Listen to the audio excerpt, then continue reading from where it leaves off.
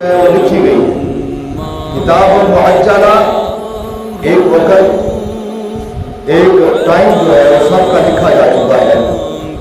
جس جسم کے اندر بھی روح داخل کی جاتی ہے تو روح داخل کرنے سے پہلے ہی اس کا وقت لکھ دیا جاتا ہے کس روح نے اس وقت تک اس جسم کے اندر قیام رکھنا ہے.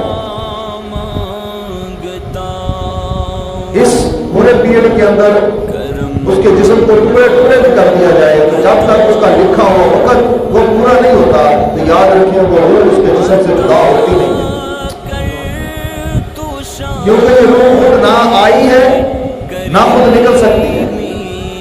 یہ اللہ کا امر ہے، یعنی اللہ کے حکم سے انسانی جسم میں داخل ہوتی ہے اور اسی کے حکم سے ہی نکالی جاتی ہے. اس لیے فرمایا کسی جان کے لیے یہ ممکن ہی نہیں ہے کہ وہ اپنے آپ اپنی زندگی اور موت کو طے کر لیں.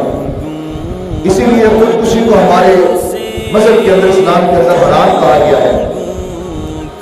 وہ بندہ اپنی جان کو خود ختم کرنے کے لیے جو ہے وہ اپنا ارادہ کرتا ہے اور اس کے لیے کوشش کرتا ہے، اس کے لیے سعی کرتا ہے، اس لیے اس کو حرام ہو کہا گیا.